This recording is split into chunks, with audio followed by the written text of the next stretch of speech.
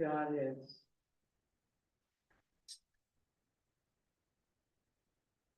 So welcome to the Transportation Committee of CB4, last of the year, but not least. Thank you all for showing up, and we have a good quorum. You're FaceTiming to me now.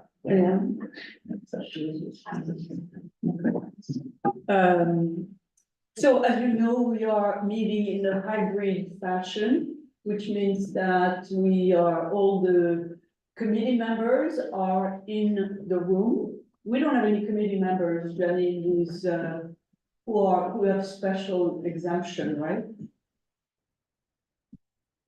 Please go on again. No, I'm here. No, I'm sorry. No, we don't. Okay. And yeah, don't worry. I am for right. The meeting is so most of the participants are on Zoom, and we will have each topic being with the questions from the committee, and then we will open to the public to make comments, and then bring it back to the committee to make to take a vote. And that vote will generate a letter that will go to the full board on the first Wednesday of 2024. 2024, okay. So I think our first presenter is DOT.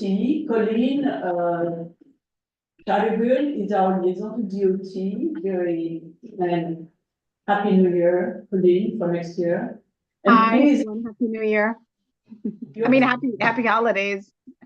happy holidays. We'll get to next year. I know, right? And please introduce your team and who is going to talk to us about Ninth Avenue project. Hi, so I think my colleague, we might be on. Hold on, let me just check the list. Yes. Dan Wagner, yes. And Jessica Austin. And it's you who's on the meeting link as well. Okay. And you know, each of you want to introduce yourself, which unit you are from, so we know, because I know you have a lot of units. Sure, I'll go first. My name is Dan Wagner. I am the director for the Public Realm Unit for DOT, and we have here Jessica, who I'll pass it over to. Thanks, Dan. Jessica Kronstein, Deputy Director of the Project Development and Delivery Unit within the Public Realm Unit. And I'll hand it over to Yue, who is the PM for this project, and she'll be presenting. Great. So do we have a document we should share, or do we need to pass it on to you to share? You're able to share your screen if you need to. Yes, I will be sharing my screen. Are we ready for the presentation now? Yes, we are. Great. Nice to meet you all. Let me find the share Go screen. around the room here.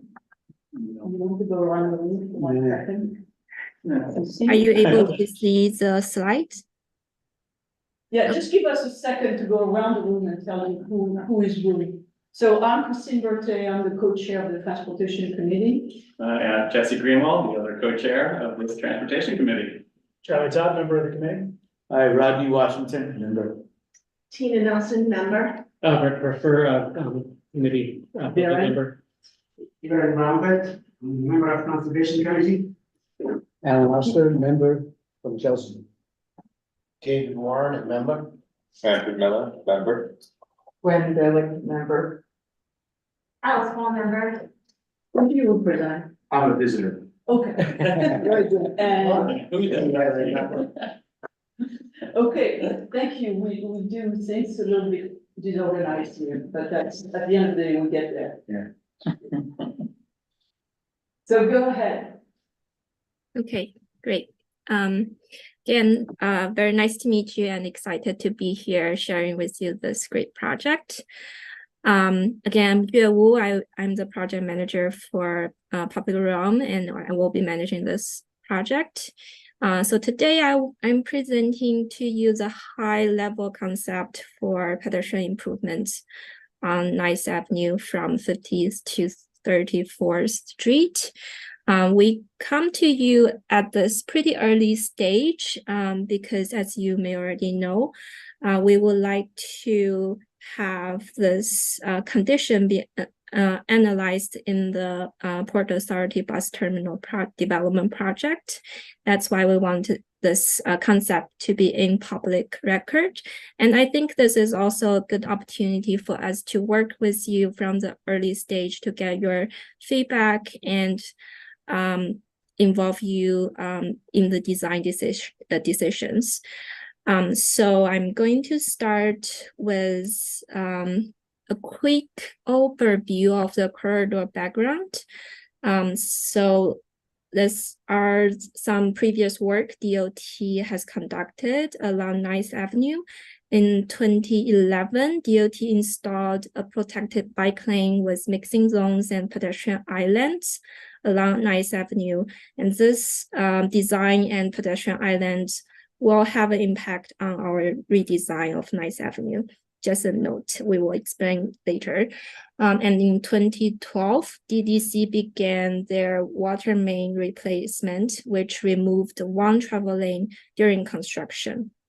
And after 10 years, DDC was completing the roadway reconstruction. That's when DOT conducted and implemented street redesign from 50th Street to 58th Street, which you already saw, it's in the ground. The project formalized the removal of one travel lane, expanded the east sidewalk, relocated the concrete pedestrian islands, and replaced the mixing zones with offset crossings. And from 30th Street to 34th Street, we are also expanding the east sidewalk. And the project is ongoing, and we are continuing to implement next year. So we have both south of 34th and north of 50th has a super sidewalk. So we would like to fill in the gap between 34th and 50th. So we are exploring the redesign of the rest of the corridor. And that's the next phase of the project, which is also the section I'm going to present to you. And this section of Nice Avenue, I'm sure you're all familiar with. It's a very busy commercial corridor, and it's also a connector. As a commercial corridor, it has high volume pedestrian area with many bars and restaurants. This generates a lot of pedestrians and also bike trips because of the deliveries. As a connector, it provides a key bike route paired with 8th Avenue, and it provides connection between Moningham Station, Hudson Yards, and Port Authority Bus Terminal. And our redesign of Nice Avenue will follow our pedestrian mobility plan, which provides a holistic data-driven framework to identify pedestrian needs and provide design guidelines. Based on the anticipated pedestrian volumes, the plan designates 5 types of streets in New York City. So as you can see in the table here, the 5 categories are baseline street, community connector, neighborhood connector, regional corridor, and global corridor. And Nice Avenue is a regional corridor, which means it has a concentration of pedestrian destinations or large-scale attractions that draw people from around the region. And the desirable sidewalk width for regional corridor is 20 feet. And current condition of Nice Avenue does not meet this 20 feet standard. Safety is another critical goal for all of our projects, and Nice Avenue particularly is in a Vision Zero priority corridor and in a Vision Zero priority area. So in the past 5 years, there has been more than 100 pedestrian injuries, among which 20 are severe injuries. So our project will address the safety issues. And this is an overview of the existing condition. Nice Avenue has both west and east sidewalk, 15 feet wide, and it has an insufficient sidewalk space according to the pedestrian mobility plan.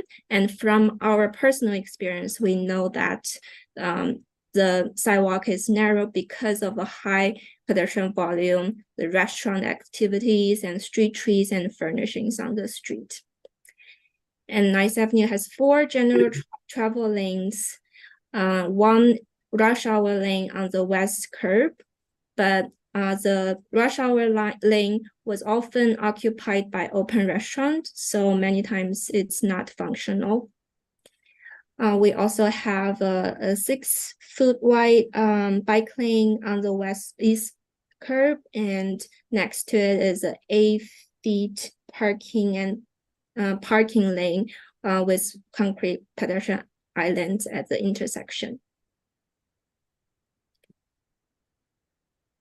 And moving on, this is our proposed concept paired with the existing for comparison.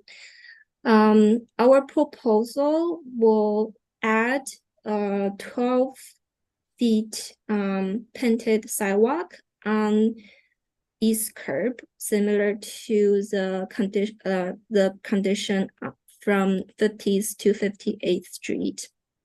And we are also proposing to expand the bike lane from 6 feet to 9 feet. And that means that we need to take away space from the travel lane and west curb rush hour lane. So we are removing 1 travel lane. So in the proposal, we have 3 travel lanes. And the west curb rush hour lane will be converted to bus stop and parking only. So it will be, the lane width will be reduced from 11 feet to 8 feet. But the parking lane next to the bike lane will remain. And the plan for the existing pedestrian islands is to be determined. The reason I will explain in a later slide.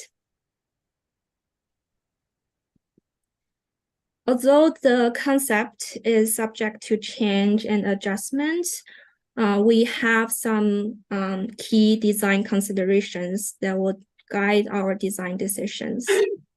First and foremost, we want to expand pedestrian space to comply with the pedestrian mobility plan guideline.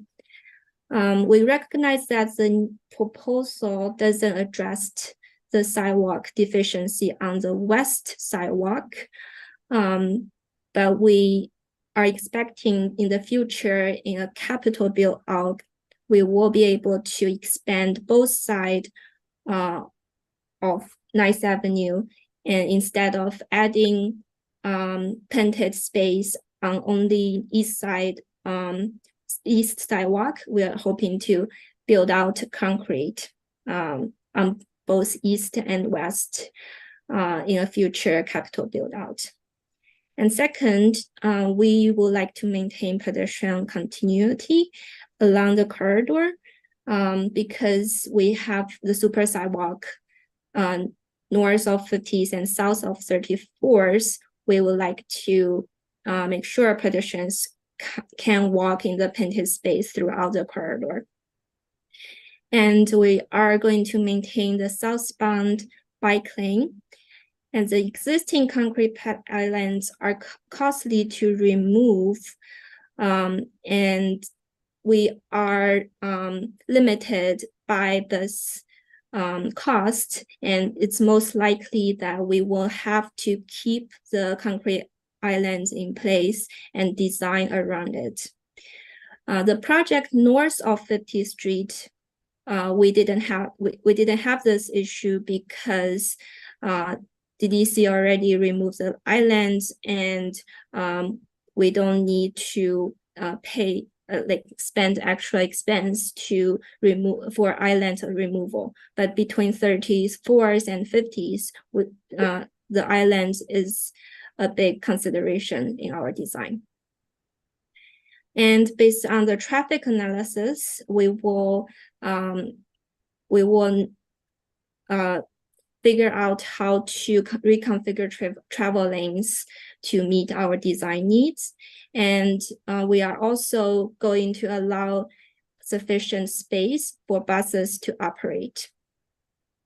And we know that north of 50th Street, there has been vehicles or bikes using the painted pedestrian space. So for this future project, we are investigating treatments to keep the painted space clear of vehicles and bikes. Finally, we are coordinating with Port Authority Bus Terminal Development to make sure our project works with the development. And the next steps, so we are going to continue working on the design to incorporate the various considerations and develop a more detailed design concept and conduct stakeholder engagement. When we have a more flesh out, developed design and timeline, we will come back to you and present to you again. So that's the end of the presentation. We are ready to answer any questions you may have. Okay, raise your hands. Looks good. Yeah, I think I got it, but you know. No, I'll go last. So thank you very much. This is very exciting, and it's great to see that we're taking initiative to move something that's really unique about Hell's Kitchen and 9th Avenue and moving it down further on 9th Avenue. So obviously, you know, you raised the point, one of the last things you mentioned, and it is the difficulty that we've been having with the super sidewalk is the fact that one, pedestrians don't necessarily recognize it as an extension of the sidewalk. Two, bikers and vehicles don't recognize it as an extension of the sidewalk, and so are using it and zipping down it. And so you mentioned exploring treatments, and we recognize that. I think we have before proposed, you know, adding stencils to the super sidewalk, you know, very clear indications like no bikes, pedestrians only. But even before we get there, I am just curious how much of an additional cost / ask is it to actually just extend this actual sidewalk? Like, why is that automatically not part of the proposal? To extend the sidewalk as it is, rather than paint the roadway? Oh, you mean in hard? Yeah, in hard, to actually extend the actual, as we're gonna be making the room for a super sidewalk. I'm just curious, what would it mean, if it's not silly to ask, what would it mean to actually extend the physical sidewalk and add sidewalk material for those extra 15 feet? So you mean building out in concrete, is that right? Yeah, Yes, it means correct. the capital project. Yeah. I'm happy to take a stab at that one. So the DOT is required to meet a whole host of technical challenges that extending a concrete sidewalk west. So in this picture, like, so in the top picture, we're just going to build off this top picture. We're looking north. So the one is that every street is crowned, so that way water flows to the edges. And if you build, and then every sidewalk is pitched, so that way water flows to the gutter. And the moment you start extending that sidewalk in concrete, that's, if you just keep going straight, so that way that 2% pitch continues, then you end up with a sidewalk that is below the actual roadway. And so then you say, well, why can't you just drop it down? Well, that's a massively huge project that requires capital dollars that the agency does not currently have, but we are exploring obtaining. It just takes, 5 to 10 years to do something like that. And the super sidewalk treatment takes 1 to 2 years. So one is, it's cheaper in actual dollars and cents, and the other is cheaper in time. Got it. No, thank you. That's very, very helpful, because I was just thinking this was just a money issue, but you made it significantly more complicated than just that, and would add time to the project. So I'm hoping as a group and you guys, we can come up with really creative solutions for how to deal with keeping bikes and vehicles off this. Looking into that. Yeah. Who is next? Charlie or no? Yes. Yeah, and just every time this comes up, we always ask about the concrete. I mean, the Brooklyn Bridge took like 14 years to build, so that it takes 10 years to extend the sidewalk to me, I think is ridiculous. And that there aren't other solutions like build a covered channel on the sidewalk so you don't have to have the same slope to get the water drainage out. I mean, they do wide sidewalks in other countries that don't have the same requirements. I hope DOT can open their minds to building a sidewalk, because that would also be the bullet point about trying to keep the other bicycles and off of the painted area, because if they actually see it's a sidewalk, they are less likely to bike on it. So I think because it meets some other one of your goals, I would try to really figure out how to build a sidewalk. But the other couple of things on there, so we have issues where there is that brown paint on the street and it's not respected. And sometimes we ask for things like a large rock, some concrete block, something, so there's an actual physical barrier, not just those plastic things that you easily knock down. Something that says this is a barrier between the brown painted area and the bike lane. So I think it would be great if we can consider that. I'm sorry, clarifying, are you talking about to prevent the bike to get on or between the lanes? Which one are you talking about? Between the brown extended sidewalk and the green bike lane. So it's not gonna always prevent the bike from coming in there, but it helps define that there is something different between the bike lane and the brown pavement area. Okay. One thing you didn't talk about was delivery, space for deliveries. Well, they have parking. More parking for deliveries, or maybe, are we talking about? No, everything on 9th Avenue is deliveries. Okay, so it's all, okay, so we're all. So whatever parking they have, if they recreate the parking, it's deliveries by default. Okay, cause I saw here, there's a parking lane that seemed to, okay, so. But that's the parking lane. Okay, so that would be that.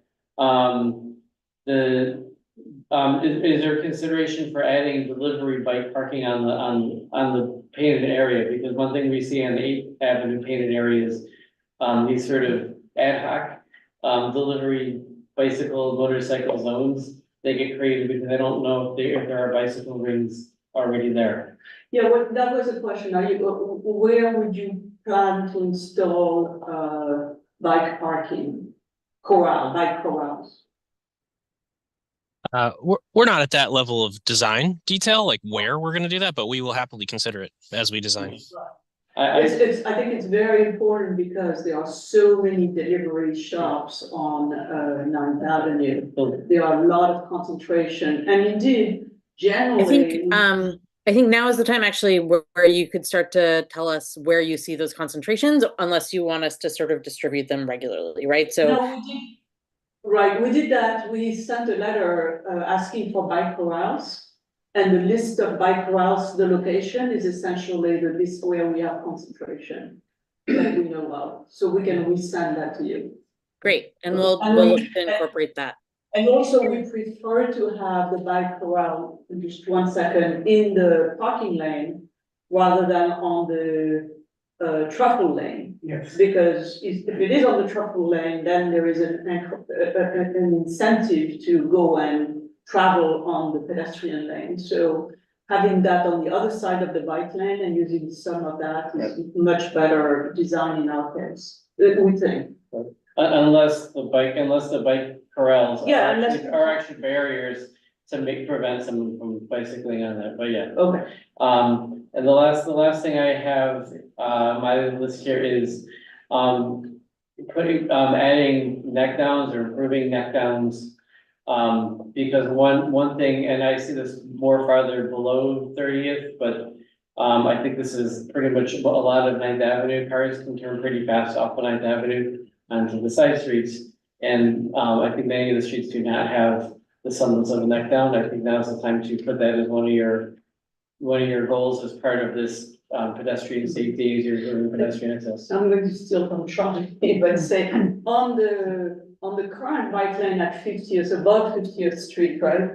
We have those stripes to slow down the turning movement, and they just, get ripped off regularly. Plus, every time there is a resurfacing, we have to beg for them to come back. You mean the armadillo type box? Yes, The yeah. black and yellow Right, striped box. Yeah. So that treatment it's great, but it's a little, and on 38th Street, it's not big enough, so we have the cars turning into the pedestrian crossing and avoiding the armadillo kind of thing. Is there any way they could put maybe what they have on 34th and 10th? Right, so So that's that's a better, a more robust treatment at the turn would be very helpful. So even if you can't build a neck down with concrete, because that might Right. take 14 years, Right, but, drop a boulder, we can probably borrow some rocks from our neighboring state of New Jersey, they can throw some at us. And it serves as daylight, which we asked for last month. Yeah, so, right. We have something similar to that on 34th, 10th Avenue.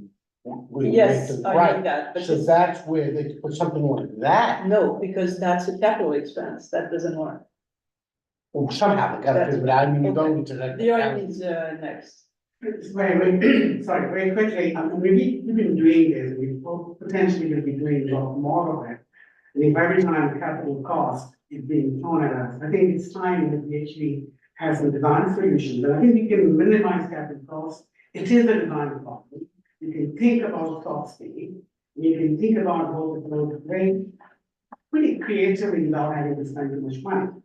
And I don't sort of give you the whole list of different materials that you can actually employ, but I think it's high time that we do that, and we have a bunch of these kind of expanded sidewalks. And if they cannot be made permanent, then what is the whole point? Because practically police park there, loading and unloading happens there. Bike guys think that it's there, so you playground, it's all okay, it's all for people. At the same time, the pedestrians need to have a little more respectable kind of right of way. So I think there might be some ways of doing it. The other sort of point that Christine and others made in terms of putting your bike corrals in the parking lane make tremendous sense, because that is why the bikes actually tend to come into the pedestrian lane. Number two, you have the sort of side zone. You can actually utilize that as a kind of protection mode. So it can be slightly raised. Or, it doesn't have to be tremendously raised, but it could be slightly raised. And that's going to be, it's going to be pretty good for people to sort of avoid having to, or drive into the sort of bike lane or drive into the this usable pedestrian walkways. So it is a design problem from my point of view, and it's solvable. And I think the cost is something that we will keep coming back at every 5 years. But I think if you plan now, maybe in 5 years' time, you'll have a solution in place. Yeah, I don't want to belabor the point, but what I have noticed is that the bikes going southbound stay in the lane more so. The bikes going northbound think it's a separate lane for them because there's no bike lane for the bikes going northbound when we're going south. Right. So the current design is confusing to bicyclists, and I understand that because they expect to go both ways. Am I making it? No, you do. I mean, just, the last time we had a discussion, the full board, there were a bunch of people pushing back, if you remember. on the two-way bike lanes. No, and I get that, but then Right. at least do a design that makes it clear, Yeah. so these bicyclists, they obviously don't understand, because there's a lot more going on Ninth Avenue Oh, south correctly. right. And then the north, Right, they're but like, the north, the northern, the guy not going north, they know they already, I mean, I don't know, okay, all right, got it. Okay. Was, yeah, So just quickly, I want to second what everyone has said, especially what Jesse was saying about extending the sidewalks. However, you do figure out the technology should be done, maybe look at Holland or countries like Denmark. On a personal level, when I'm going on 8th Avenue, making my left turn onto 33rd, it almost forces you to go into the pedestrian lane or mixing with the pedestrians, always confusion. When you're making that turn with pedestrians and sometimes motor cars, but a lot of times with the pedestrians, when you're making that left turn. So the other thing is, I want to give you all a compliment. I want to end in compliment is that, between 33rd and 30 on 9th Avenue has been 180-degree improvement from years. Christine knows I've been belly aching to her for years, and finally it's at the level of decency. So Christine and Dot, thank you. you have anything? Oh, Hiccups. Okay. I first have questions about the bike lane and I have questions about far west lane. For the bike lane, I'm curious what the expansion thing, this is just a true question, not a comment. I'm just genuinely curious, with the expansion to 9 feet, is the goal to make it bi-directional or to make it one directional but have the possibility of passing? Or just to provide greater comfort, but still have it be essentially one lane? You're talking about the bike lane? Yes. Sorry, it's a little hard to hear everybody in the room. The bike lane is intended for the comfort and for passing in the same direction. Okay. Thank you for the clarification. On the far west lane, was that lane like in use in any meaningful way before? I didn't have that note about the open restaurants. Before what? Prior to this plan, is it, I guess today, not before, but prior to this plan, is that lane in meaningful use for traffic, or is it not because of the open restaurants? Are you asking about the rush hour lane? The Yeah. rush hour lane. And it's the latter, what you said, the latter. The open restaurants prevent it from achieving what it was originally designed to do many, many years ago. And frankly, we feel that the 3 years of pandemic data has shown us that it is not required. Yeah, I mean, I'm happy to know that, and that we have data to COVID sort of ran that experiment for us. And I'm wondering if that being the case, it seems like it's being used to add more parking than there was before. Is that correct? I mean, it's hit or miss depending on where you are, right? I mean, I wouldn't use those words in that order, but I'm sure there's a place where that is happening. Yeah. the way it works now is, deliveries in the morning, Yes. and then at 4 o'clock, it becomes a bus lane. Obviously obstructed by a lot of stuff, right? It becomes a dedicated bus lane. Yeah, Okay. yeah, this is like a bus lane after 4 o'clock because of the, but is it functional? Not really. I've taken the bus. It's not functional. I didn't No. even know there was a No, I dedicated understand. bus lane. So what's the question then? That's it, Yeah, I was wondering maybe if there's adding additional parking. right? No. And again, on the avenue, all the parking is really delivery, commercial delivery. And as part So of this it's process, called- Yeah, it's called parking, but it's not parking. right? We're using the word parking to indicate a general concept that could be loading, right? We haven't gotten to that level of detail, but would be a stopped vehicle in that space, whether it is a parked car or a loading or anything. it's more about the cross section, about how much space that is needed for, so we can fit the other things in the cross section. But yes, exactly, like the 3-hour commercial metered parking during the day, which I just call loading, but it's all the above. And just to build that out a little bit, that's anything from deliveries to servicing buildings, things like that.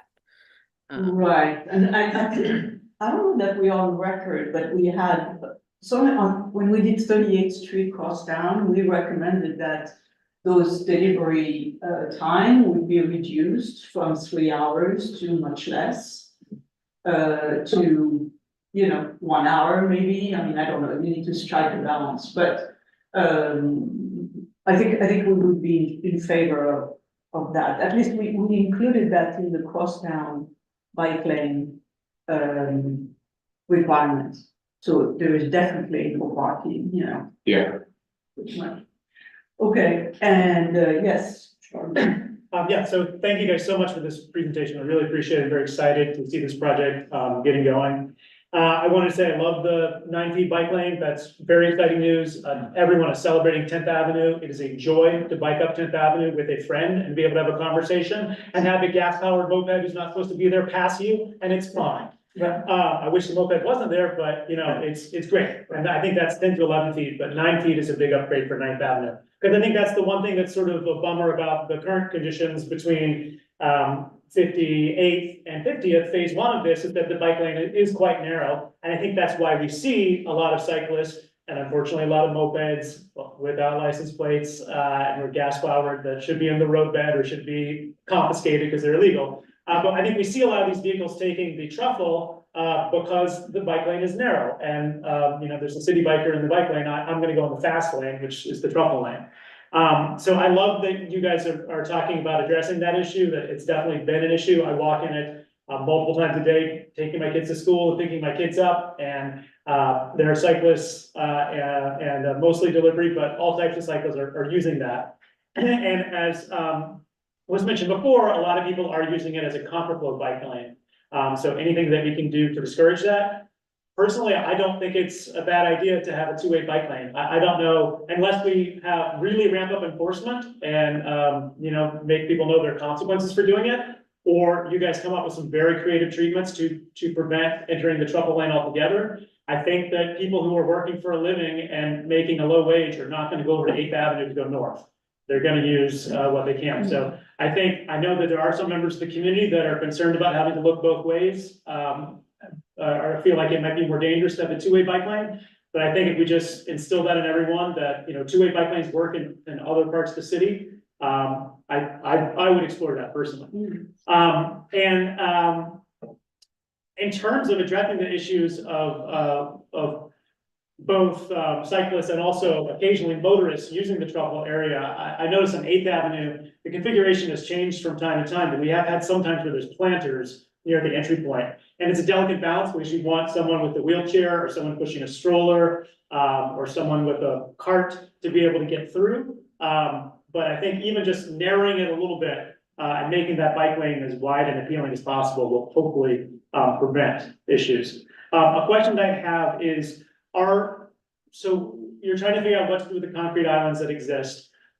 Maybe they're going to go away, maybe the bike lane will go around them. There are a lot of intersections that have no concrete islands, and that's the north side of all of the even numbered streets between 48 and 34 do not have any concrete islands. There's painted treatments now. I wonder, could there be a plan? 10th Avenue. No, on 9th Avenue. So 9th Avenue and 48, 46, 44, the north side of the intersection has a painted island, right? It doesn't have concrete. Right. So I'm wondering if pouring concrete, perhaps at the desired spot, which would be further out, as was done between 58 and 50th, could be, I know that's capital and expensive, but could that be included? We'll look into it. We can look into it. A couple more things, Christine. I just, one other question, if you don't mind, I just want to show a photo. See if this works. So this is one block on 8th Avenue, and I'm just sort of curious if this, Dan and team, if this is sort of the idea where the bike lane would come on the outside of the existing concrete island, assuming that you don't have the funds to remove them, and then kind of duck in.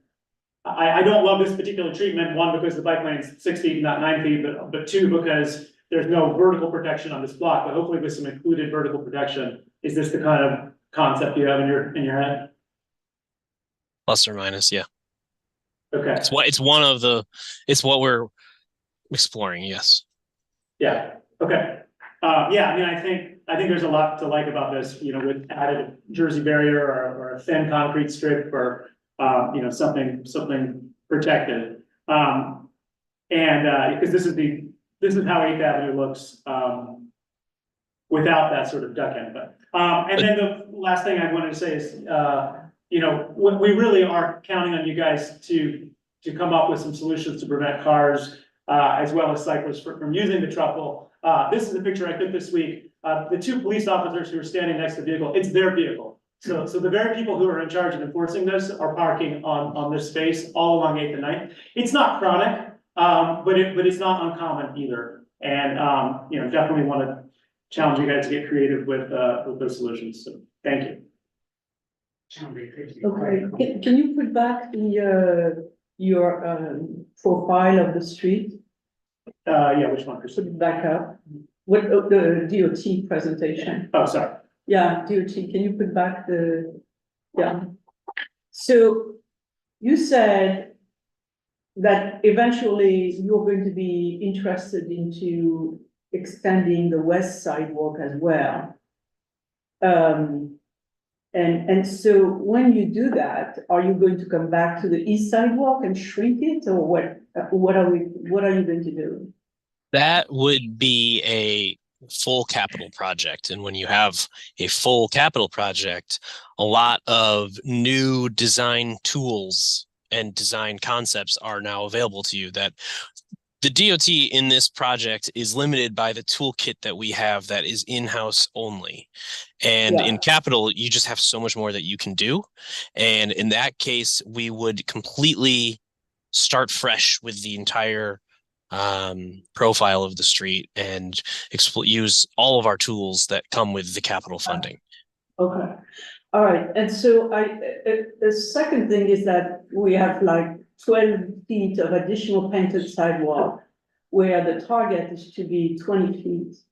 And so, I mean, would you consider, I know you're going to be surprised, but would you consider taking a little away from the pedestrian and putting a little more at the bike lane? So the bike lane could be 10 and, you know, or 11, and the painted sidewalk 9, because we know that the sidewalk target is to be 20, right?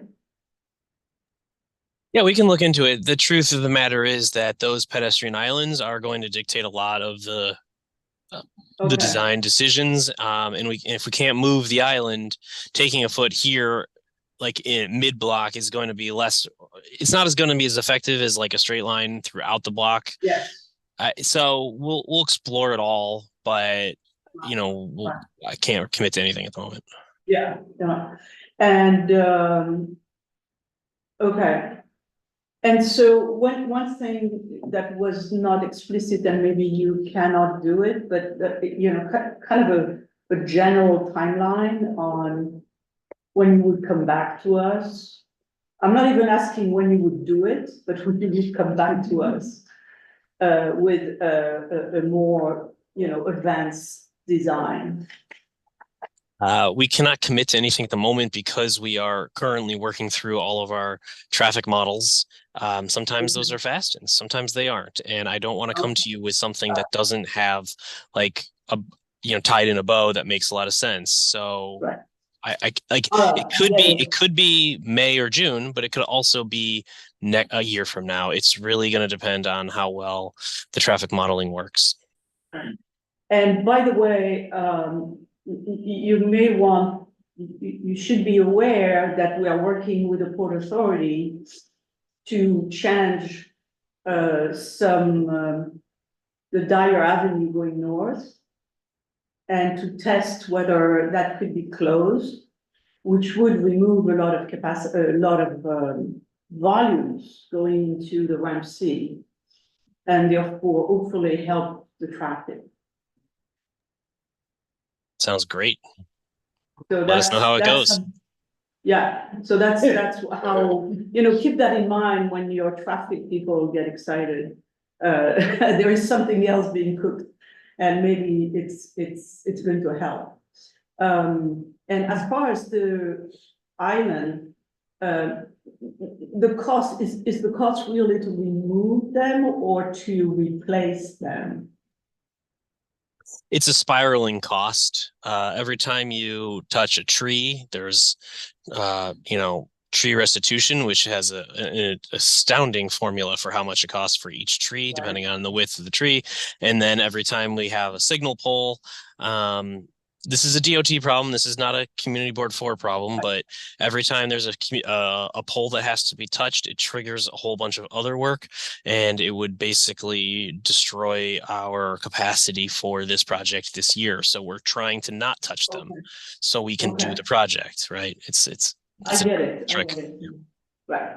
Thank you. You have one more? Yeah, just, I know some parts of the stretch that is the east side that's more congested than the west side, but there's also stretches where we have a lot of restaurants on both sides.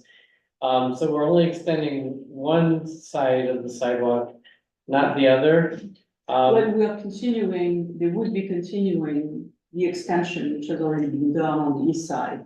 And they are saying that Right. later on, we will come back and do the west. And it's so that 15 on the west, which is already congested where we have restaurants, that'll be maybe But that would be 2025. later on. That would be later on. After the city's concrete factory has been built. Right. And in a capital version, I would imagine, and this is not a promise, but I would imagine that the sidewalk extension would be similar on both sides, and we would put all the moving lanes sort of in the center. Right. That's the perfect capital concept. But again, that is so far away from today.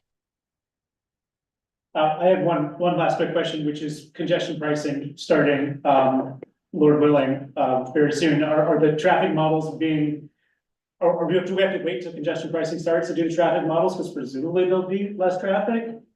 No, we don't have to wait, but every traffic model we do these days has to consider it and has to take that into, you have to do a model that has certain percentages of traffic reduction because of the congestion, and it basically slows down the speed in which we can produce completed models. So that's like why I'm saying I can't tell you when we're coming back, is because we don't know how long these models are going to take, because of, among other things, traffic congestion pricing. Janine, is there somebody with a raised hand? Nobody. Okay. So this is really exciting.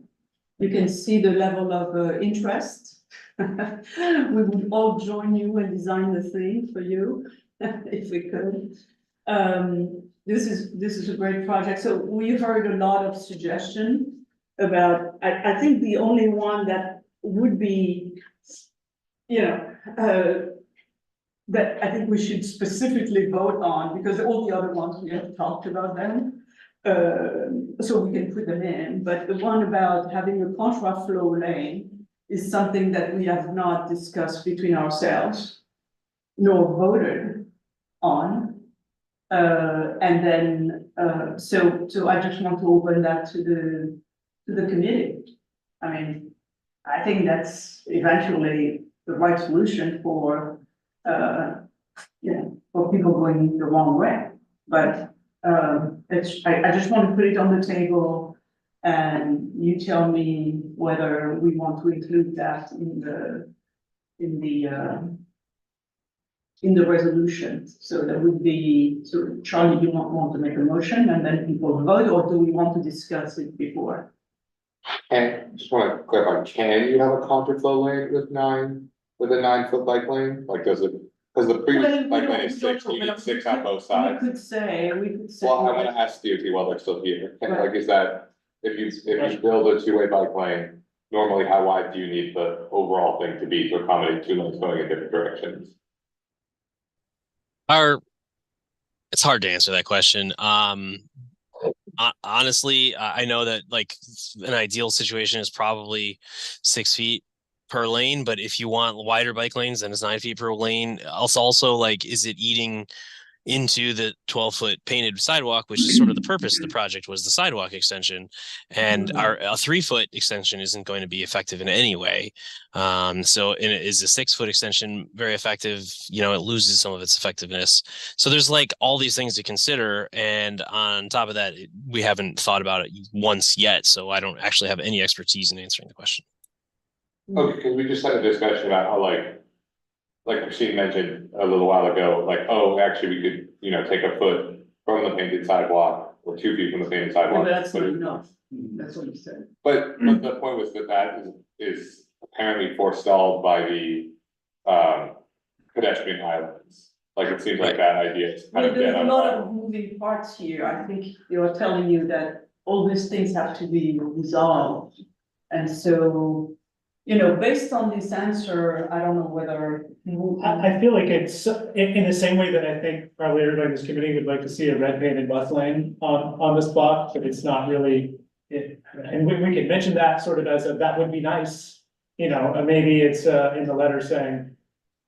Explore, you know, explore the viability of this, you know, rather than an ask. Okay, anybody else? Just a very quick thing, I think that consider two-way bike paths. 6 foot is the minimum, because bikes way in the different side of the bikes. Yeah, I think it's 6 and 6, Right, right? elbow room and all that. 6 foot is good enough, Right, but if you have 4.5 feet or 5 feet, that's not. not enough. But if the painted sidewalk is 12 and the bike lane's at 9, if we could switch that and have it be 9 and 12, you know, the concrete islands will probably be what messes it up, but. I think it could be mentioned, like, if they are able to get rid of the concrete islands, consider that, you know, consider it as an option to. Maybe in the letter saying the contraflow behavior is a problem. Consider ways to solve this, including the potential of a two-way bike lane. Right, Can't they take more from the car lane? Again, what? can't they take more from the car lane, you traveling? But we could remove an entire travel lane, Yeah, on that's what I'm saying, 8th Avenue, they only have 2 lanes, so maybe we don't need 3 lanes, Stan. Yeah. Well, the problem we 8th have on Avenue's- 9th Avenue is that we have 2 lanes of tunnel queue. Right, 8th Avenue, just as a heads up, 8th Avenue is, 8th Avenue is going away from the tunnel. This is going towards the tunnel. Right, Those so are, that's, right, you have to leave enough space, otherwise that's going to be, okay, yes. Very quickly, I mean, what not, I bike a lot in the city, and then we used to sort of the way the traffic moves. When you have a two-way bike lane, it's a little problematic situation when you're going the wrong way. Well, also you need to have a lot of signals. You do This this is thing, a lot of signals to put in, which is, you know, Yeah, the DOT have tried. we follow the vehicles that are coming in, and that's where you're disconnect. I mean, it exists, Christie Street and Prospect Park. Well, we have it on 11th Avenue. Right, but this is like a little segment, Yeah. it's not It a would be big, it's not a big change. corridor, right, so it's a big Right, chance. right away is the closest we have as a model, and Right, but you have a lot of big pedestrian plazas along the way.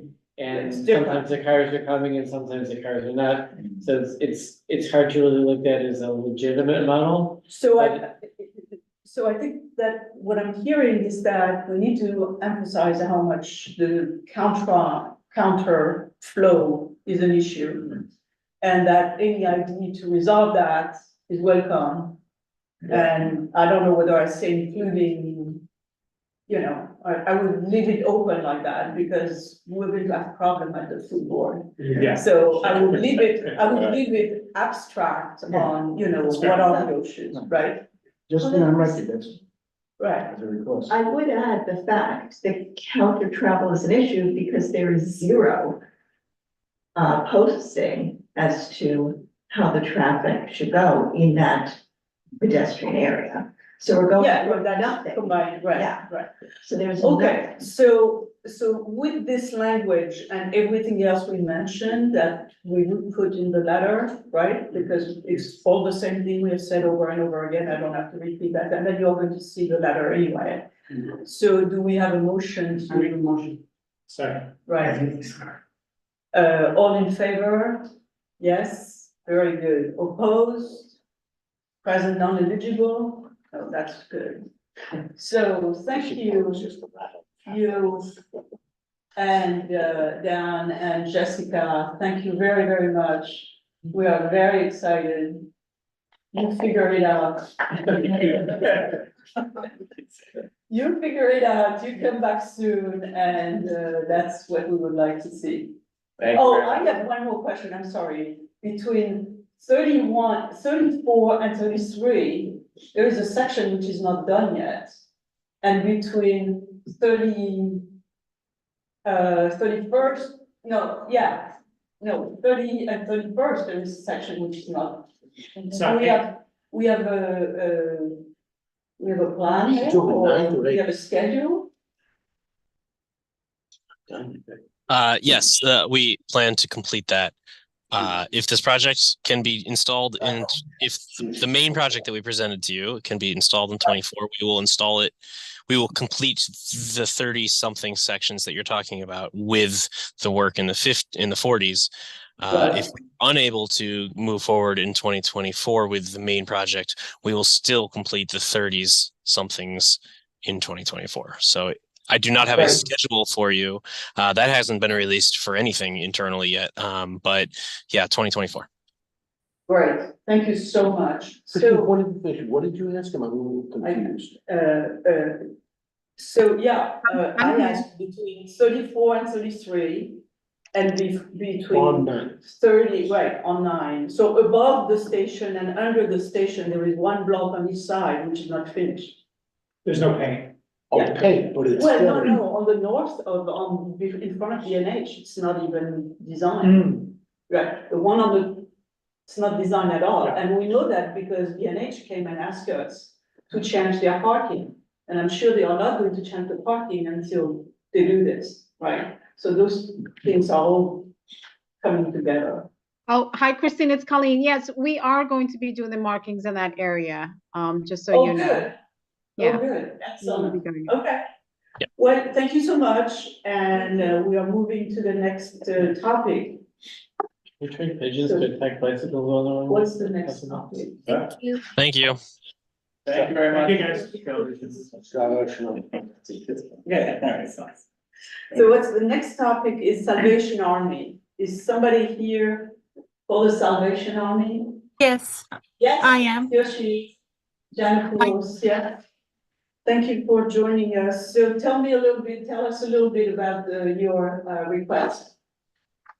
Thank you for having me. My name is Maria Caracos on behalf of Anastasios Giannopoulos, who is out with the flu, represents the Salvation Army. I'd like to tell you a little bit about what the Salvation Army does. They're located at 535 West 48th Street. It is an adult rehab center that sleeps and feeds individuals seeking help. On a daily basis, we receive food and supply deliveries to support our organization and feed our men, but we have nowhere to unload these supplies.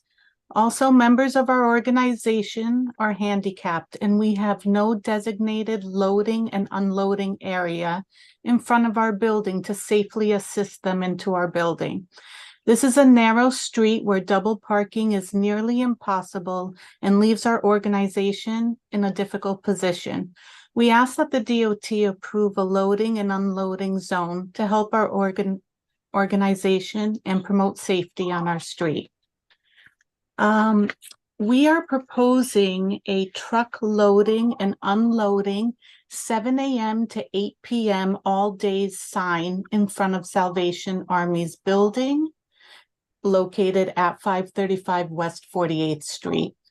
At the first meeting on November 15th with the community board, the committee asked that we speak with the Block Association, which we did. We spoke with the president, who is Ms. Elk Fears. She's the president of the West 47th, 48th Streets Block Association. We met on December 5th.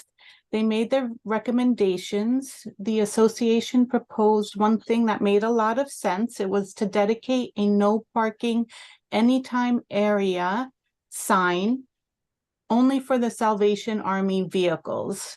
this was discussed with Salvation Army and they were in agreement. The president did want to mention that, or the membership wants the Transportation Planning Committee to know that the Salvation Army is a good neighbor, that we've never received any complaints, and we support the organization. With that said, I just want to show you a picture. Sorry that I have just a picture. Janine, can you show the pictures on, no, we can share them on the screen. Okay, Hold on. is that good? Yeah, Sorry. yeah, we see that, right. It's the building at 535 West 48th Street.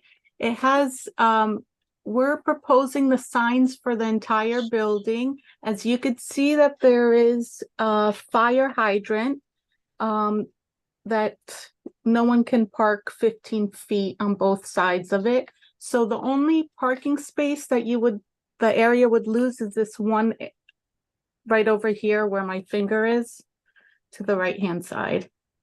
I wanted to ask Colleen, are you still there? I'm here, Christine. Oh, yeah. So, Colleen, it's in that situation, if we ask for a neighborhood loading zone, does that work? Yeah, we'll be more than happy to review it for the entity. Okay. So, that's it, right? So just pointing out, so the letter we received Right. from the, That's what she said. yeah, you got it, but so they Right. They don't want would it like just to a do a loading. neighborhood loading zone, that's what they want. Right. Okay, so what we will do is, pass a resolution to try to get a neighborhood loading zone, which is essentially a no parking anytime. And, I don't think it can say that this is for the Salvation Army only, but it will say no parking anytime. That's correct. And We wouldn't put any name of an entity on the regulation. And typically, what, it's 50 feet, Colleen?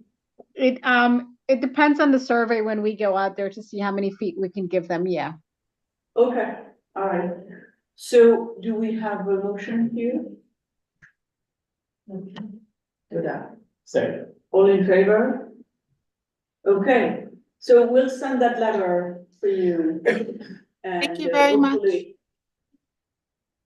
Thank can get you. done. Anybody in the public, Janine? I think anybody there. Okay, Thank you very much. thank you very much. Thank you so much. We're so happy. Thanks. So I think the next item on the agenda is two items around 18th Street and 17th Street. And I think, yeah, Neil is here, so Neil is going to explain to us what he wants to do, what he doesn't like and what he wants to do. Neil, just make sure to unmute yourself. Yeah, please unmute yourself. You're on mute. You are on mute. Can you hear me? Yeah, he's working on it. Mute, how's that? Here we go. So, Yeah, I'm Neil Selkirk. I've been living on 19th between 10th and 11th since 1982. And much has changed in that time, as you all know. I sent a bunch of illustrations to the community board today. I don't know if somebody's sitting on them because I'm certainly not an expert at putting stuff up on Zoom. Yes, Janine, can you bring it up on Zoom? Yeah, they're in the Dropbox too, yes. Yeah. So there were basically, so there are two issues. I'll just start talking. One is there's this about, I don't know, a year or a year and a half ago or so, if you're traveling south on the West Side Highway and want to make a left turn or a U-turn at 18th Street, there suddenly appeared from heaven knows where two big no U-turn signs. And nobody seems to have any idea who put them there or why. But, and if they served a purpose at 18th Street, I don't know what it is. But what it did do was created chaos at 16th Street. There is a bus stop at 18th Street. There's a bus stop at 16th Street. It's for MTA buses at 18th, and it's for it's both MTA and tour buses at 16th Street. And there are often 1, 2, or 3 tour buses parked one behind the other at 16th Street, which seriously get in the way of people having to make the U-turn. People ask, why do you need to make a U-turn? If you are traveling south on the West Side Highway, okay, this is 18th Street, and these are the U-turn signs. If you're heading south on the West Side Highway and you need to access the eastbound lanes, the eastbound streets between 10th and 11th, the only way you can do it is by making a U-turn, which was legal at 18th Street and is legal at 16th Street. Now, with it illegal at 18th Street, everything that wants to access those eastbound streets has to make the turn at 16th Street, which has significantly increased the amount of traffic. That's a bus sitting at 16th Street. And then if you go to the next, I mean, these buses are enormous. So here, this is the one that we could probably linger on.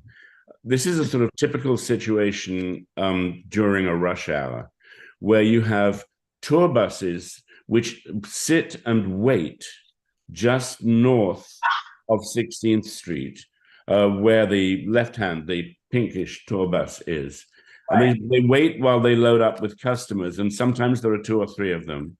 And the eastbound, the traffic trying to go east from 16th, or U-turn to go north on the highway so they can access the eastbound streets, are just completely clogged. And this was not nearly so much the case when you could make a U-turn at 18th Street. It's that straightforward. Right. So, Colleen, if you're still there, who is controlling the signs for the West Side Highway? It's state. The state, right?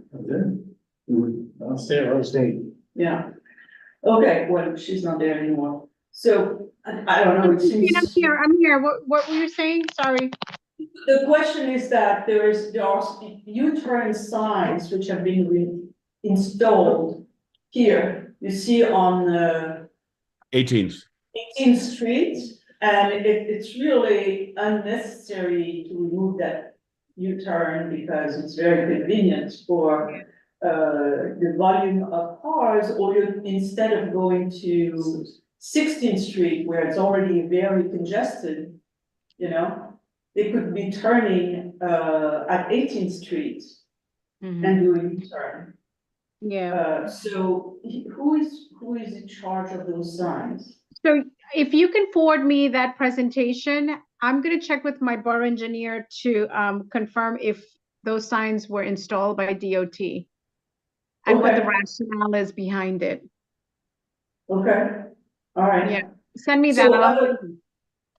Right, other than that, I mean, anybody's concerned, it's fine if it helps the neighbors to get to their home, right? So they don't have to, because right now. The rationale for why it was put up. Right, because right now what they have to do is they have to go and take 18th Street, they have to go up 10th Avenue, way up, and go down another way. I don't even know how it works. I mean, I don't know whether you can go home. It's insane the distances. That you can't go home anymore. You've been homeless because of that. Should we also contact? That was put there, maybe there, I mean, frankly, I have no idea. Maybe it was because of the number of accidents that were in that corner. Maybe they thought it would be safer. Whatever. Make people turn into the congestion zone and it would take them more revenue. Could we also contact the state DOT? No, we don't, because, what's her name, Colleen is going to tell us. And then if it's the state, we'll send a letter to the state, eventually, right? If it's not due to accidents, because obviously you don't want to increase the number of No, obviously, it doesn't. I'm a little aware of the accident situation, that the real situations regarding accidents are basically people running the lights across the avenues. And the issue at all of these intersections is that everyone entering the intersection has to turn. So they either have to stop and wait for a light, stop because it's a stop sign, or slow down enough to make the turn, which means you're not dealing with anyone approaching the intersection at 25, 35, 45 miles an hour at all. So the accident rate is way, way lower on these intersections where everybody has to turn. And that's what we're dealing with here in both of these issues and in the next issue. The people are going at walking pace. The cars are going at walking pace. I don't think accidents are a major issue. This is the other issue if anybody wants to know about it. Yes. Can I keep going? Just hold on one second. I'm trying to figure the number of crashes in the last 2 years. And that's here, and we're talking about 18. Yeah, nothing. No. But you could say 18 is, there are no crashes because there's no U-turn anymore. So we could say, let me change the number. So I'll check whether there were crashes before that. Okay, so can we take a vote here? We're going to send a letter asking to, check it out, remove it unless it has been put in for obvious safety reasons. Right, safety. Okay. Yeah. Motion. Second. Okay, all in favor? Okay, great.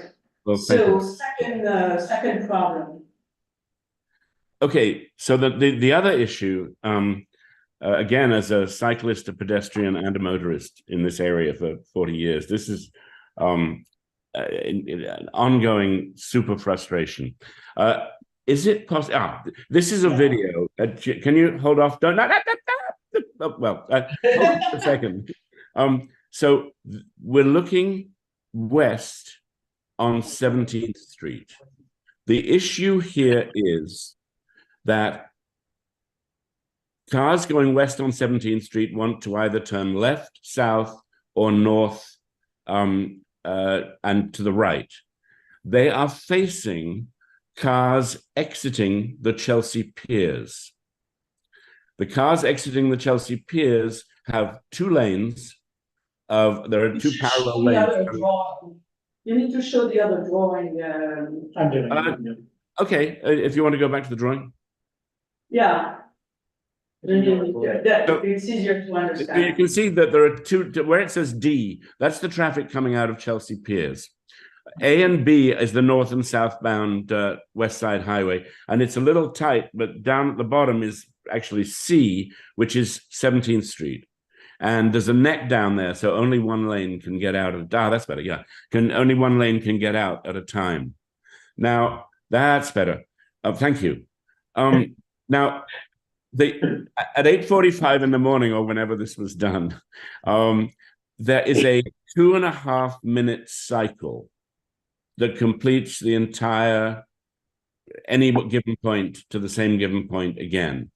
And of that, 1 minute and 50 seconds is devoted to north-south West Side Highway traffic. 20 seconds is devoted to traffic coming out of 17th Street. There's a 5-second delay between the change from 17th going west to the exiting from the piers, and then there's 15 seconds for Chelsea Piers. This has the effect of limiting the number of cars that can exit 17th Street to either 3, 4, or 5 at every light, which means every 2.5 minutes. That's because there are two kinds of drivers. The ones who know that it's desperately urgent to act immediately the light goes green, and other more normal human beings who just think, oh, it's gone green, time for me to go. And that's a delay of between 2 and 4 or 5 seconds before they start moving. So you get 4, 5, 4, 5, or 6 cars is the norm, absolutely, of the cars entering from West 17th Street. The block can hold up to 20 cars. On the other side of the road, exiting Chelsea Piers, there are 2 parallel lanes, and just out of the drawing on the right are the booths where they have to stop and pay or put their little ticket in. So you can only get about 10 or a dozen cars tops coming out of Chelsea Piers for any given light, and they are 2 side by side. And so in those 15 seconds, it's possible for them to completely empty all the cars that Chelsea Piers can dump into the West Side Highway. What I'm proposing, as a resident of a block on 10th Avenue, where all the traffic on 19th Street is turning when it enters 10th Avenue, and you guys may know the figures, but I am unaware of any accidents in the last 5 or more years since this has been the case. At that point, the cars face each other and merge. And that's done with a flashing yellow light instead of green for one side, green for the other. Now, if you put a flashing yellow light, we can now go back to 17th and the highway. If you put a flashing yellow light there, instead of about 16 seconds for the 4, 5, or 6 cars to get out onto the highway, you'd wind up with something like 3 times as many cars. You could almost empty the block at every light, except, of course, when the highway's completely jammed. But meaning it would enormously improve the flow if it didn't have an effect on accidents. And that's right. Now, if you watch this now, when you watch the traffic light at the end, it's going to turn green. It's gone green now. Now count the cars exiting. It's red to the people on the other side of the road. So you get 1, 2, 3, 4, 5, and the light changes. Here it goes. You see, stop, and there you go, boom. A lot of people run the red light at this point. Now, after 5 seconds, the traffic is going to come out from the Chelsea Piers. And you'll see there are 5 cars coming out of Chelsea Piers. They all come out, and now all the traffic is stopped, and the poor guys on 17th Street aren't allowed to get into the highway. They're going bonkers because it's a complete waste of potential traffic moving time. You see, and now So, at the film. I can attest that the other day I was going to Chelsea Piers and I took this street by accident, and I thought I was beside myself. It was not moving. And then in between every red light, you had like, it was going on and on and on and on. And you say, when are we going to go? It was just very, very frustrating. And there was a lot of people. I mean, the whole street was full, completely full. But maybe that's because there's so many people walking to Chelsea Piers or walking out. Absolutely there was not. nobody. No, there was absolutely nobody. This is the timing, is that they left too much time for the highway and not enough time for the other people. Well, but that's actually, Christine, that's not my argument. My argument is that if everybody was allowed at a flashing yellow to, I mean, you can see that there are 2 lanes north, 2 lanes south, 2 lanes coming out of. I know, you are coming up with a solution. I'm just saying, I'm just saying, generally speaking, there is a lot of time given, but you could figure it out the other day. I got it. Yeah. Who was raising, yes. Neil, thank you for this, because I think it opens up another discussion in terms of pedestrians crossing the highway. So I was there the other day to check on, actually today, when you sent this out. So basically, I'm less concerned with how many cars empty out of 17th Street than how well the pedestrians are protected when you have cars turning into the westbound lane and pedestrians crossing. So what happens is the light changes, as we're aware, for pedestrians and the cars. So everybody's crossing going west at the same time. And what happens is I see. you know, Right. so, Right. and the light changes red, and as you mentioned before, some folks will run the light, and I think that's something that's become very prevalent in the city now, in terms of people running the yellow light and especially turning on the red light. So, I mean, you walk around the streets today. So you're saying the cars which are coming from 17 and turning south are Yeah. really running into the Are pedestrian? running into the pedestrians. Right, And I sent some photos. I don't know if you could. I just saw them. Now, on the other side, on the Chelsea side, what you have is the cars are waiting after they pay their ticket. And the light turns green for them to move, and they'll either go across down 17, or they'll Or they head, turn or they'll south. head turn down and go north, or South, they'll head south. I can't go In the straight. meantime, the pedestrians are still crossing the street. right, right. So I think that the problem needs to be Okay. addressed in some It's form both. in that. you know. Right. That's a Yeah, very yeah, good point. the only thing I would point out about this is really interesting. The only thing I'd point out is that at A, that traffic is stopped dead. So the only, and there's no traffic on the north side at all. There's no pedestrian traffic on the north side. So the problem is entirely devoted to that point. That's the Yes. only place where pedestrians and traffic. Southbound. Well, C is only turning south. I mean, they're not going, into. Yeah. Into No, they can go north. Yeah. Hopefully not. No, they can go north. I'm saying they're not turning into the northbound, they're Oh, turning right. into the We're southbound. not making a left. Oh, yeah, right. Yeah, so A is protected, the conflict of pedestrians. is- So, okay, do we have other questions? But the current, so, but what, can I, Now, there is a report, I think, Senator Herman Segal has, is trying to authorize a new study of the Yes. whole highway intersection. One was done about 2019, and Yes. it didn't take into by that stuff, Right. so hopefully this will get addressed. Yes. Hopefully.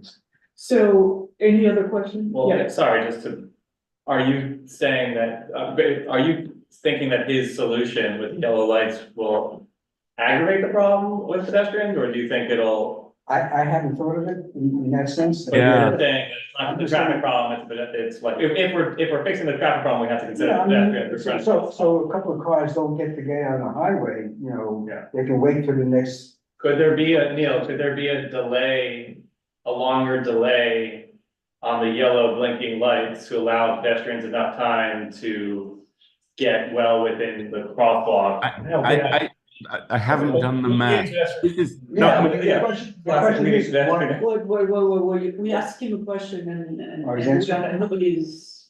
I Well, think- Neil, why don't you take it's it really away? interesting. So the light changes at the moment. I mean, I'm not sure what the pedestrian light says at the But moment. the pedestrian light works with the traffic, car lights. same time. Yeah, no, so what I'm getting at is the 17th Street traffic gets its green for its 20 seconds. That is not enough time.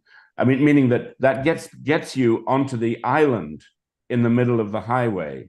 By which time people are screaming around the corner to try and make the light. Meaning I'm not sure that my proposal is going to make it worse. You've still got turning traffic that is starting out stopped, and it's still legally obligated to protect the pedestrian because they're turning, which in New York I find extraordinarily effective generally. So, okay, Neil, I think we got it. So we're going to try to wrap what letter we're going to send, okay? Thank you very much. Okay, so yes, Yeah, I mean, I think what's being proposed, and it's a good point about the pedestrians, I don't think it makes the pedestrian situation worse. Because whether the pedestrians are going across at a green while the cars illegally turn, or they're going with the flashing yellow, I would think the flash yellow might help, because I think psychologically the car sees, I really have to yield. I agree. So I think. and I'm going to be conflicting with another car, which is. Right, so I think the flashing yellow could work, and I think the point that's being made here is that instead of your turn, now our turn, and there might be dead time from one or the other, Now it's whoever the cars are, they'll figure it out. Right. So I think it's an intriguing, solution to something that's now been diagnosed as an issue. So I agree, and I think it's a good solution. I'm just saying, as Neil said, you know, he thinks that this solution would allow almost 2 or 3 times the amount of time for the cars on either side to move, and I'm saying if we took 5 or 10 seconds from that and gave pedestrians just that much more headway before the yellow starts flashing, I think we could afford to do that. And so I think we could do both here. We could, The reason I'm not Talking about an API, so essentially the people coming from Chelsea Piers and from the other one would be held back for 7 seconds, right? And which would let the pedestrian essentially establish themselves, and then everybody would have the blinking, and then everybody can go, and hopefully you are doing a little bit of both, right? It's not perfect. Well, this is an issue that we have the whole stretch of West Side Highway. Right. I mean, for someone who's like not under the age of like 35, sometimes it takes two changes to get across the entire length of the West Side Highway, because it's not a long. So the only real improvement to pedestrian crossing time would be to actually put more of a break between when the traffic of the West Side Highway gets to go. Yes.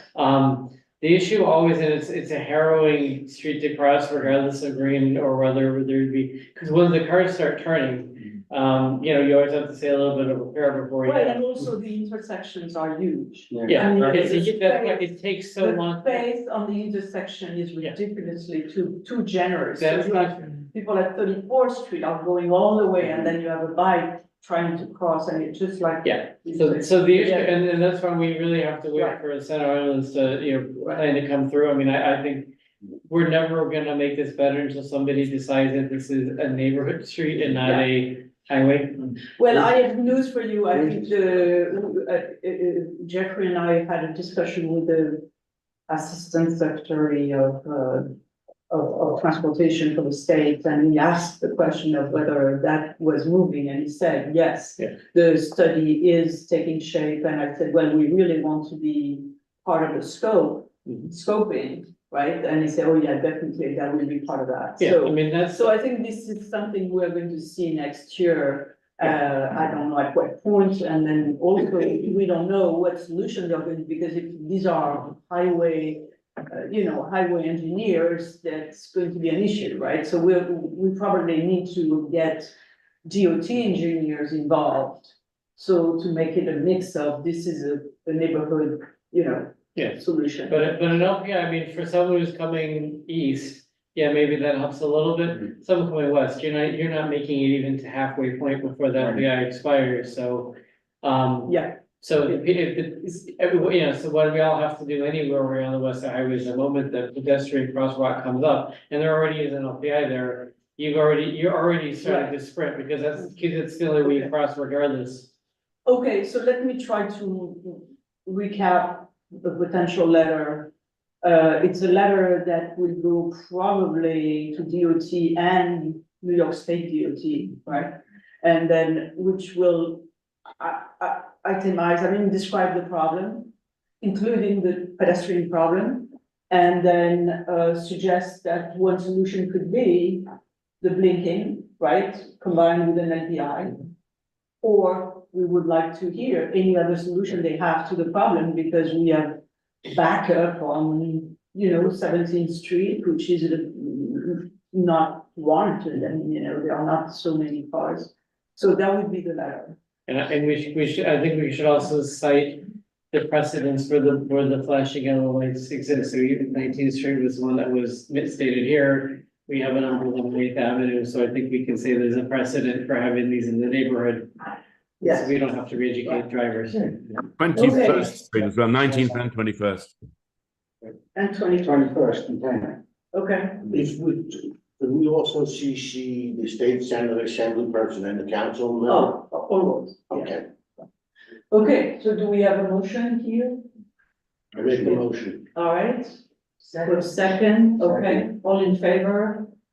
Opposed, present non-eligible? That's it, thank you, Neil. Thank you all very much. I really appreciate it. Okay. So, Mr. Visitor. Yes, thank you. I'll take my mask off for a minute, just so you can see who I am. Hi, my name is Serge Rita. I commend you, Neil, for living on that block since 1982. I've lived on the 400 block of West 19th Street since 1990. So I've also seen a lot of changes in the area. I come prepared with all of the documentation. I just was here to kind of understand the procedure for doing like something like what Neil did here tonight. But we have a problem on that block of the 400 block between 9th and 10th of West 19th Street that some of us may be aware of, but I'd like to bring to your attention. And I guess my question is how do I do it? Well, I mean, just like you can call Neil and then he can. I've got all, it's No, fully I'm just- documented. I just It's like, yeah, you just put as much document as you can, Yeah. and then you send it to us. There is an address on Community Board 4. yeah. You send it to us, and then we'll, talk a little bit before the meeting, so we get smart, and you tell us what you want or what the problem you have. Yeah. And we schedule you at the next meeting, Sounds great. okay? Thank you so much. Thank you. Thank you. Have a Thanks for happy waiting meeting. out for that. Thank you so much. So now, Janine, can you bring up the spreadsheet that we have, which is a recap of the year? Yes, give me one moment to look for it and pull it up.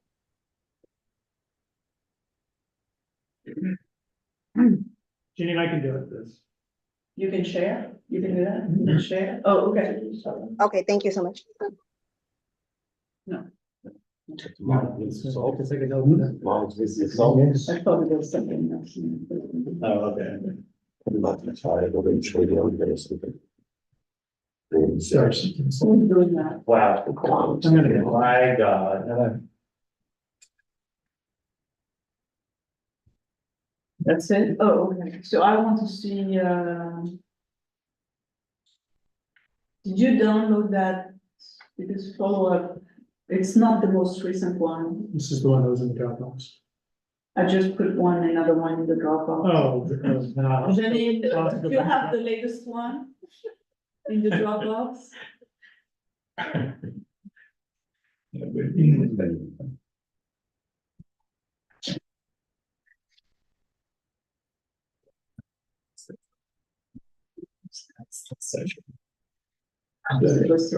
So what I've put together is that every time we do letters, etc., at the end of the year, we gather all that information in a spreadsheet.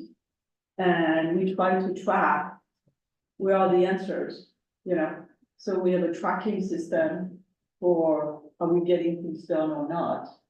And I just do a little summary of, where did we spend?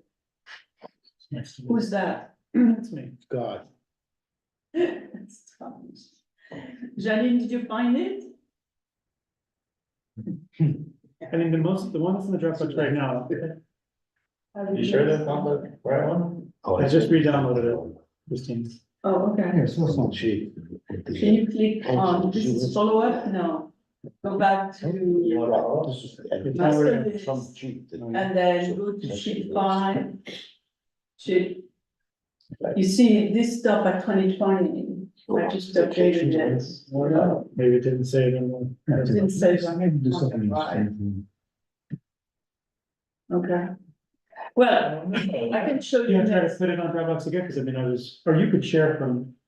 Can I share from you? Yeah. What do I have to do? Share from you? I don't know about share from there. I have to get on Zoom, right? Yeah. Okay. So bear with us for 1 moment. Zoom.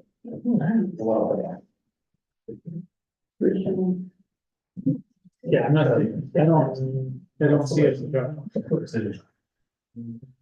So is anyone going to somewhere exotic for the holiday or anything? I'd like to go to New Jersey.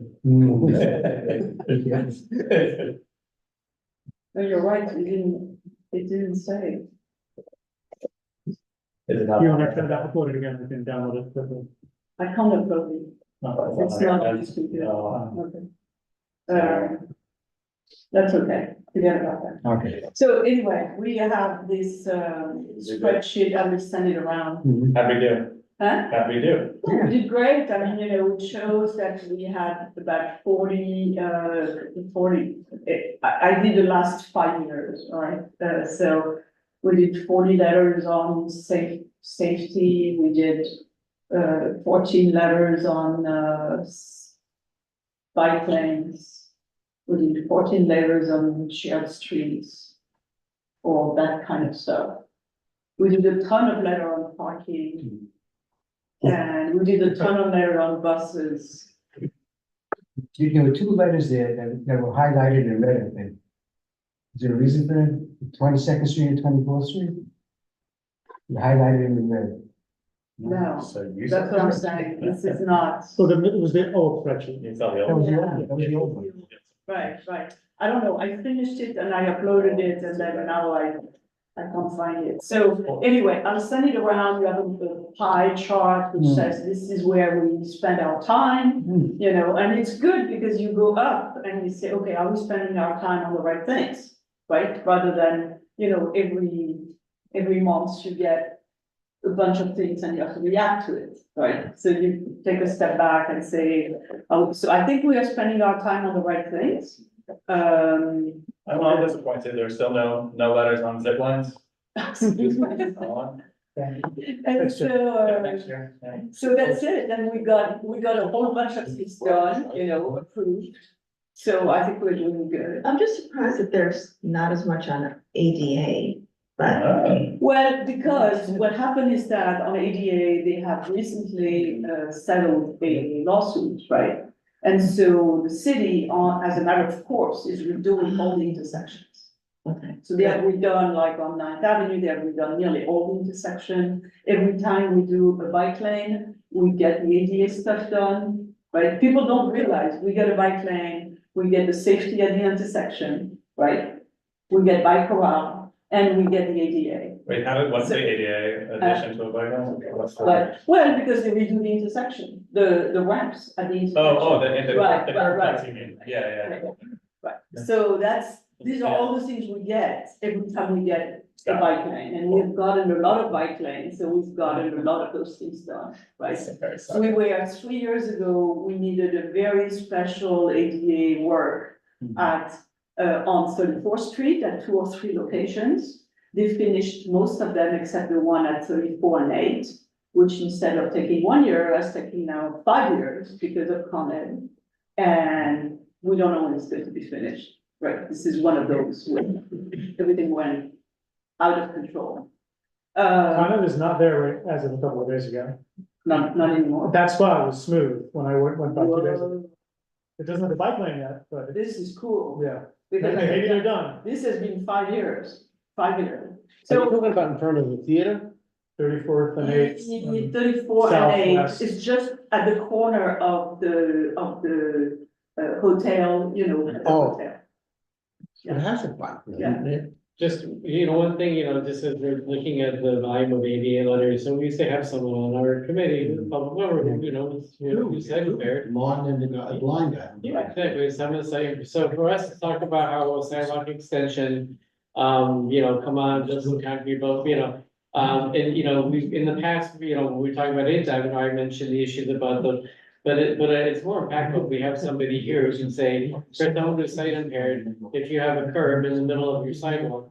And it does, doesn't, it goes against, the goals, equity goals for the community board. I think it's more impactful. It might be worth maybe reaching out to the community and seeing if we can have someone who can address those sorts of issues in a more. You mean, we can make a presentation on ADA Or and you kind of can- issues? Or just maybe see if we can recruit someone to be a public member who can advocate on behalf of pedestrian issues for That's a people who good are idea. sight or Right. hearing impaired. Right, that's a good idea. Well, we had Martin.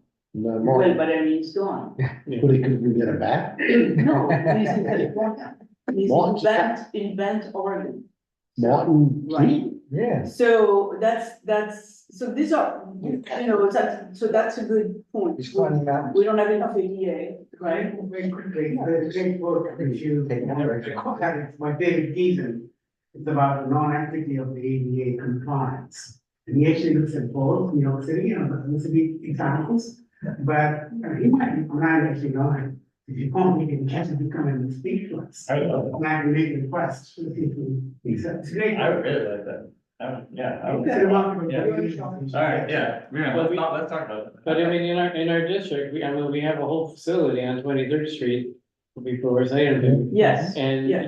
Maybe it's just a phone call. Is there anybody there who might be a good resource to include as part of the committee? Okay. Yeah, It's good. so that's a good idea, and then when I send you the summary, you're going to see that there's a whole bunch of things where we don't know the status, because, just for Janine to call and find the status, it's about work. So you may want to look what is in your neighborhood and go check it out, especially all this parking sign or whatever, and then you can come back and report and say, okay, it's done, right? So we can have a little bit of a tracking here and updating that spreadsheet that we started. We started that 10 years ago.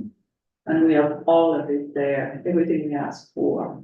And so it's exciting. It's exciting to see that we have, in the last 5 years, we wrote 110 letters.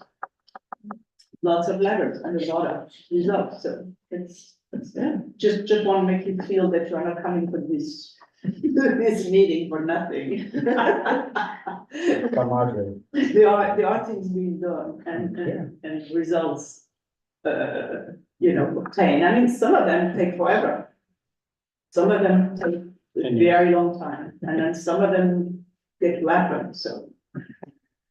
Okay, yes. Speaking about things taking a long time, is Colleen still on? I'd like to see if we get an update on two issues. Colleen? She's gone. Check out. She's done. Yeah, she's gone. Okay. No, All right. I'll send catch it, you- I'll catch you in January. yes, send a note. You can send it to Janine and have her Oh, accessible. send it to Colleen.